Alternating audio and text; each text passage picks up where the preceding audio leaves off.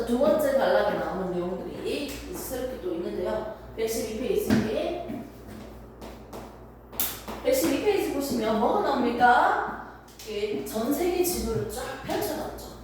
그래서 해수의 온도에 대해서 지금 나오고 있습니다. 순환에 대해서 이제 배울 거거든요. 해수의 온도라고 해서 표층 이제 수온과 그리고 깊이에 따른 수온의 변화를 한번 볼 거예요. 해수의 수온이라는 제목으로 나옵니다. 우리가 가장 많은 물이 존재하는 곳이 바다다. 바다의 양이 가장 압도적으로 많았습니다. 그런데 우리가 살고 있는 지구는요, 어떻게 생겼습니까? 둥글다. 그리고 이 지구를 봤을 때 적도 라인이라고 하죠. 0도, 이게 저緯도. 맞습니까? 그 다음에 얘는요, 중緯도. 그 완전 극곡지는. 그렇지. 고緯도라고 보통 얘기를 하죠. 그럼 밑에도 똑같이 중緯도, 고緯도가 있겠죠. 됐습니까? 0도를 기점으로 90도 맞습니까? 이렇게 볼 수 있는데요. 우리가 알고 있는 기본적인 상식으로는요, 우리 지구에서 가장 더운 지역이 어디야? 저희도지. 바닷물도 어디가 가장 따뜻하다? 저희도가 가장 따뜻하겠죠. 가장 추운 지역이 어디예요? 고緯도지. 그 지역이 춥겠지. 그럼 위로 갈수록 추워지겠지. 근데 이렇게 표면에 있는 수온, 표층 수온들이 왜 저緯도는 따뜻하고 고緯도는 추울까요? 표층 수온의 차이가 생기는 이유는 뭐예요? 태양 도달하는 에너지 양 차이인데 그것보다 좀 더 앞서서 근본적인 이유는 뭐야? 근본적인 이유 조금 한 단계 더 앞서서 지구가 둥글다. 지구가 둥글기 때문에 햇빛이 들어갈 때 각각 지역마다 들어가는 각도가 달라져요. 아니 지구에 비해서 태양은 존나 커. 거리가 멀리 있더라도 태양은 존나 크기 때문에 태양빛은 지구 입장에서 뭐 거의 평행하다라고 보셔도 될 것 같아요. 오케이? 태양빛이 이렇게 평행하게 들어오는데요. 우리가 실험을 해도 알 수 있는 것들이 있어요. 후레쉬를 가지고 비춰주면 되는데 후레쉬를 어떻게 비친다? 완전 수직으로 비춰줘요. 밑으로. 그러면 이 밑에 있는 면적이 밝게 비춰지겠지. 그런데 이 후레쉬를 어떻게 눕힌다면 어떻게 될까요? 비스듬하게 비춰지겠지. 그리고 더 많이 눕힌다면 어떻게 될까요? 더 넓은 면적을 비추겠죠. 근데 여기서 잠깐 나오고 있는 빛의 양은 항상 똑같은 양이에요. 똑같은 후레쉬니까요. 맞지? 나오고 있는 에너지, 열, 전기 똑같은 양이 나오고 있어요. 100이라는 양이 나오고 있다고 해볼게요. 100. 애들은 모두 다 100만큼의 에너지가 나오고 있는데 맞죠? 열이 나오고 있는데 이때 비춰지는 면적은 점점 넓어지고 있어요. 그냥 넓어질수록 이 100이라는 에너지를 분산시켜서 나누겠죠. 그러면 똑같은 면적을 떼서 비교를 해본다면 같은 면적인데 여기에서는 100이라는 에너지가 다 들어갔고요. 가장 밝고 여기에서는 한 30 정도밖에 안 들어갔어요. 같은 면적을 떼는데 여기에서는 10밖에 안 들어갔어요. 됐습니까? 동일한 면적에 도달하는 에너지의 양이 점점 줄어들고 있어요. 됐습니까? 단위 면적당 같은 면적에 오케이? 어떤 면이 달라진다고요? 도달하는 무슨 양차이가 납니까? 태양 복사 에너지, 태양빛이라는 이 에너지, 오케이? 양 차이가 생기기 때문에 위도별로 상대적으로 더 뜨거운 지역, 더 추운 지역이 나눠지는 거예요. 됐습니까? 네. 여기에다가 쫄라맨을 한번 그려보도록 할게요. 먼저 저위도에 있는 사람은 이렇게 서 있겠네요. 예. 그 다음에 중위도에 있는 사람은 살짝 비스듬하게 서 있겠네요. 예. 극지역에 있는 사람들은 좀 더 많이 서 있겠네요. 됐습니까? 그러면 태양빛이 들어가고 있는데 저위도에 있는 사람한테는 머리 위에서 직접적으로 수직적으로 빛이 들어오고 있고요. 중위도에 있는 사람한테는 살짝 비스듬하게 빛이 들어오고 있고요. 고위도는요 거의 옆으로 들어오는 느낌이겠네요. 됐습니까? 1번, 2번, 3번. 됐죠? 1번, 2번, 3번. 똑같은 단위 면적당 도달하는 에너지의 양 차이는 점점 줄어들기 때문에 당연히 극지역으로 갈수록 춥겠네요. 정리하겠습니다. 지구가 둥글기 때문에요. 위도별 도달하는 태양 복사 에너지의 양 차이가 생겼어요. 그래서 단위 면적당 도달하는 태양 복사 에너지 양 차이 때문에 극지역으로 갈수록 추워집니다. 됐습니까? 이렇게 온도 차이가 생겼는데 이걸 그냥 가만히 놔둘까요? 어떻게 해야 돼? 자연의 법칙은 항상 서로 섞인다. 비슷해지려고 한다. 이게 있잖아. 엔트로피까지 내가 설명할 필요 없고 뭐 무질서로 간다. 이 차이 할 필요 없고 어떻게 돼야 돼? 여기에서 남는 에너지를 보내줘야지. 열이 많다. 열도 에너지예요. 전기 에너지, 마찰 에너지, 많은 에너지들 열도 에너지나. 이 열 남는 열을 어떻게 전달해야지 극적으로. 맞잖아. 예. 그럼 보내줘야지. 여기 많으니까. 보내주는 방법이 두 개가 있어. 어떻게 보내줄까? 생각해봐. 어떻게 보내줄까? 저희를 남는 열을 직접적으로. 어떻게 직접적으로 어떻게 직접적인 간접은 어떻게 보낼까? 단순하게 예, 그 뭐로 보내줄까? 누구의 도움으로? 지구에서 누구의 도움으로 보내줘? 누가 보내줄 수 있어? 어? 뭐냐? 그렇지. 기권에서 대기권에서 기체로. 기체로 적을까 그냥? 바람? 기권? 자, 두 번째 또 뭐가 있어? 바닷물이 따뜻하네. 그렇지. 물이지 물. 수건. 그러니까 기권과 수건을 통해서 어떻게 남는 에너지를 전달시킬 수 있겠네요. 이렇게 대기가 순환하는 대기 대순환과 그리고 해수가 순환하는 해류를 통해서요 어떻게 저위도에 남는 에너지를 전달시킵니다. 그러면 연평균 기온이 나름 일정하고요. 위도별로 온도 차이가 조금 줄어들 거예요. 이렇게 해서 우리는 지금 이 해수에 대해서 이제 관찰 한번 해봅시다. 먼저 위도별로 조금 더 쪼개고 싶거든. 나는 뭘 쪼개고 싶은데요 선생님?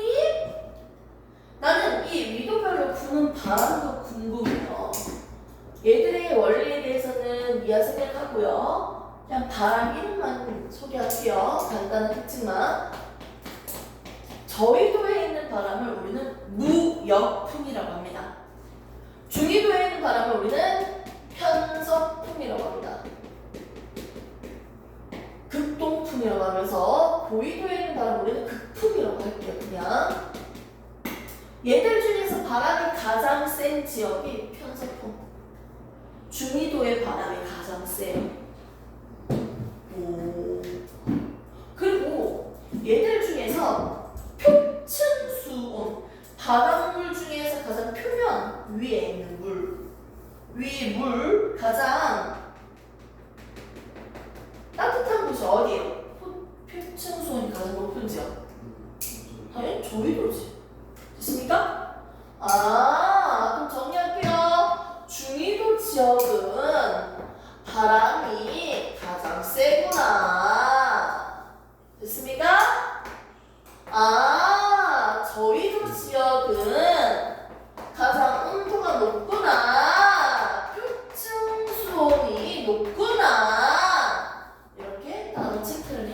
볼게요. 오케이. 요 특징만 살짝 보겠습니다. 그러면 여기에 있는 에너지를 전달하는 과정을 살짝만 언급한다면, 잘 봐. 바람이 불고 있어. 바다에 위에 바람이 불면 이 물이 어떻게 이동할까요? 계속 지속적으로 부는 바람 때문에 이 물이 어떻게 돼? 바닷물이 왼쪽으로 쓸리잖아. 왼쪽으로 이동하겠지. 왼쪽으로 이동하면 바람물이 해류가 발생해. 그러면 어떻게? 얘가 경사가 치겠지. 그럼 경사 때문에 어떻게 돼? 물이 다시 흘러내려올 수 있지. 경사 때문에. 그러니까 중간에 적도 반류가 있어요. 바람은 이렇게 불고 있지만 어떻게? 반대 방향으로 내려오는 적도 반류도 보이고요. 이렇게 올라가면 왼쪽으로 어떻게 돼? 따뜻한 물들이 왼쪽에 쏠리니까 왼쪽 존나 따뜻하잖아. 위에 차갑고 이렇게 흩어지는 거야. 따뜻한 곳에서 차가운 곳으로 물이 이동하는 거예요. 그러면 여기에 있는 해수는 이렇게 시계 방향, 반시계 방향. 위에는 북, 밑에는 남이니까 북반구 쪽이랑 남반구 쪽은 서로 반대 방향으로 돌 거예요. 순환할 거예요. 해수가. 그런 것들도 볼 수 있겠네. 정리하도록 하겠습니다. 우리가 살고 있는 지구는요, 태양 복사 에너지를 조성하는 양차기 때문에 온도가 달라집니다. 이때 위도별로 바람이 무역풍, 편서풍, 극동풍이 불고 있네요. 극풍이 불고 있네요. 바람은 중위도 지역에서 가장 세고요. 바람물이 가장 뜨거운 곳은 어디다? 저희도 표층 수온이 가장 높다. 이렇게 볼 수 있습니다. 그리고 나는 이 해수에 대해서 조금 더 구체적으로 보고 싶어서 바닷물을 옆면으로 한번 단면적으로 딱 잘라서 볼게요. 바닷물을 단면적으로 옆면 딱 잘라서 보면요, 세 개의 층으로 나눠지는데요. 가장 위에 있는 층이지. 바람이 부니까요 어떻게 될까요? 첨벙 바닷물이 섞여요. 혼합층이 생깁니다. 첫 번째, 해수에서 가장 위에 있는 층은요, 우리는 바람 때문에 발생한 혼합층이라고 해요. 됩니까, 이해? 그러면 혼합층이 가장 두껍게 발달되어 있는 곳은 중위도겠네요. 바람이 셀수록 혼합층의 두께는 더 두꺼워질 테니까요. 그리고 위에 있는 표층수온, 가장 표면에 있는 바닷물, 따뜻하다. 이 온도가 23도라고 해볼게요. 그러면 혼합층의 전체적인 온도는 23도입니다. 23도예요. 섞이는 층이니까 골고루 섞여 있잖아. 됐습니까? 23도고요. 혼합층 그 아래에 있는 수식을 한번 보도록 할까요? 첫 번째는 혼합층에 대해서 봤습니다. 바람이 셀수록 더 커지죠. 즉 중위도 지역은 무슨 층이 발달되어 있다? 혼합층이 발달되어 있다 라고 볼 수 있겠네요.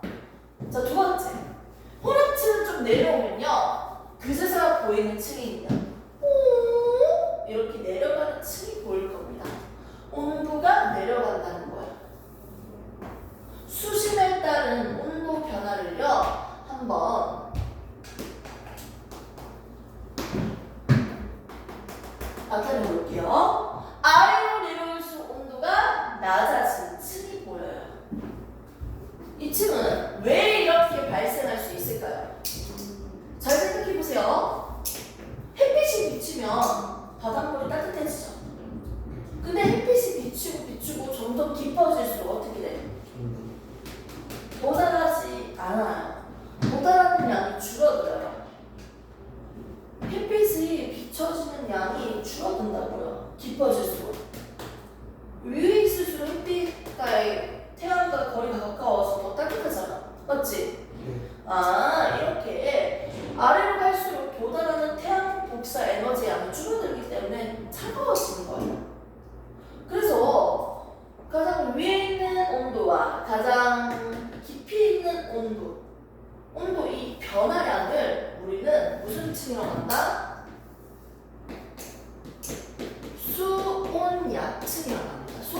소량층이 뭐라고요? 표층 소음과 심해층의 온도 변화 있는 층. 지속적으로 온도가 낮아지는 층. 온도가 낮아지는 층. 온도 변화가 일어나는 층. 이걸 우리가 소량층이라고 해요. 밑에 있는 소량층은 볼게요. 이 밑에 있는 거는 차가운 물이죠. 대체적으로. 위로 올라가서 따뜻한 물이죠. 예. 맞지? 자, 찬물 위에 따뜻한 게 있어. 되게 안정해요. 차가운 게 무거울까? 따뜻한 게 무거울까? 차가운 게 무거워. 따뜻하면 부피가 커지면서 위로 붕 뜨잖아. 밀도가 가벼워지고 기체든 액체든. 차가운 게 무거워. 찬물 따뜻한 물 가지고 미지근한 물 만들어 오세요 하면 누구 먼저 부어? 찬물 붓고 뜨거운 물 붓잖아? 그게 맨 처음엔 뜨거운데 점점 갈수록 차가워진다. 골고루 안 섞인다고요. 안정돼 있어. 무거운 애새끼 위에 가격대가 있으니까 어떻게 안정하지? 그러면 따뜻한 물이 아래로 내려가려고 해? 안 해? 안 해요. 내려가려고 안 해. 이미 안정해. 가벼운 위에 있고 무거운 건 아래에 있으니까. 차가운 물이 무거운데 굳이 위로 올라가려고 안 하지. 그럼 이게 서로 섞이지가 않아요. 대류 현상이 이렇게 안 일어나. 안정하다고.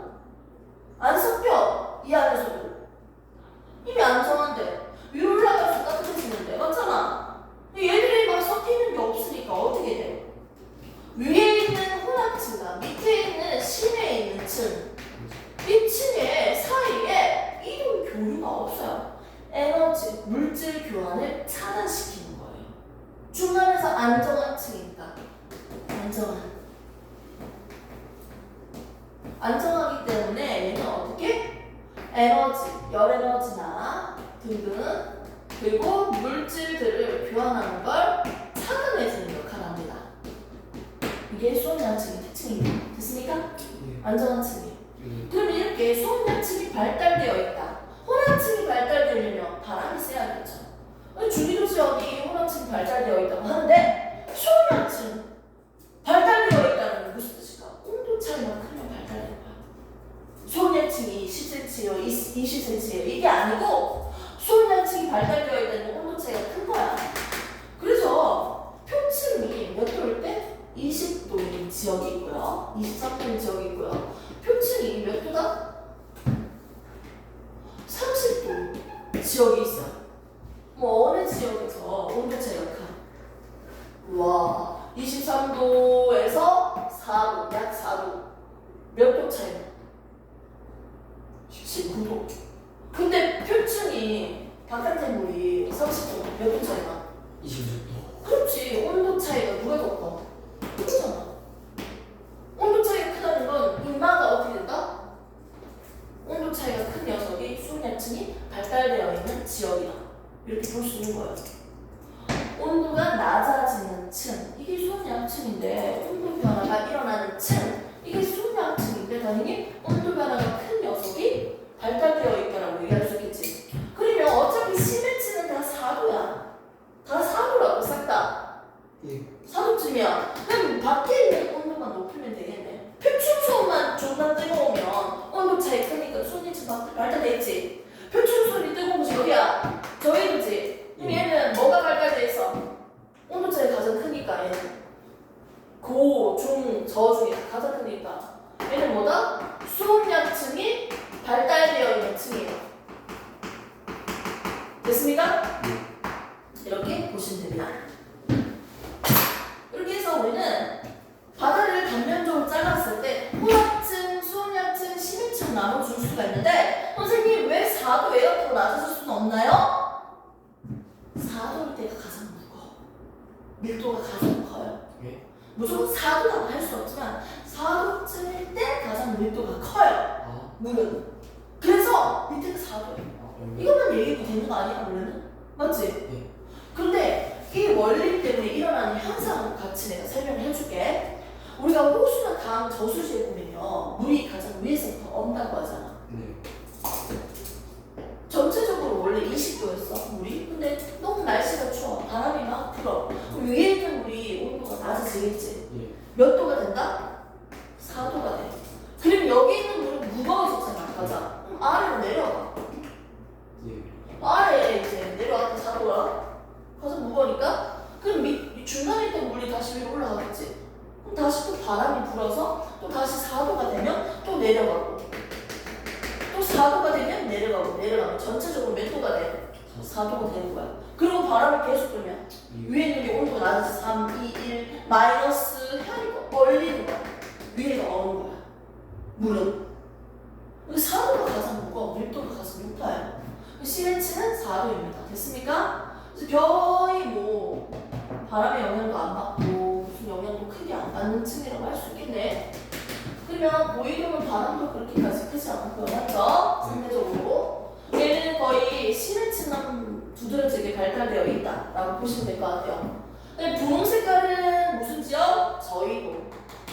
오케이? 예. 그래서 그런지 분홍색의 혼합층 두께보다는 중위도 지역에 있는 혼합층 두께가 더 두껍죠? 오케이?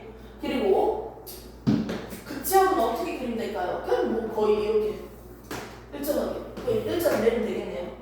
거의 4도니까. 됐습니까? 이렇게 해서 우리가 각각 지역별로 부는 바람과 중위도 지역에는 바람이 세기 때문에 혼합층이 발달되어 있고요. 저위도 지역에는요 뜨겁기 때문에 어떻게? 표층수온이 높기 때문에 수온열층이 발달되어 있는 층이라고 얘기하시면 됩니다. 그리고 각각 층에 대한 특징까지도 우리 지금 배워봤습니다. 그래서 수온열층은 두 층에 있는 에너지와 물질 교환을 차단할 수 있는 안전한 층이라고 보시면 됩니다. 됐습니까? 그럼 기본적으로 지구에 있는 온도 변화를 한번 살펴보면서 각각 위도별로 어떤 층이 발달되어 있는지까지 한번 전체적으로 봤습니다. 지금 112페이지 보시면요. 해수의 온도가 다 나와있죠? 혼합층, 뭐 이렇게 쭉쭉쭉 위도별로 다 나와있습니다. 중요한 거. 됐습니까? 그래서 오른쪽에 있는 이제 개념 속속을 푸시면 돼요. 왼쪽을 보면서. 네.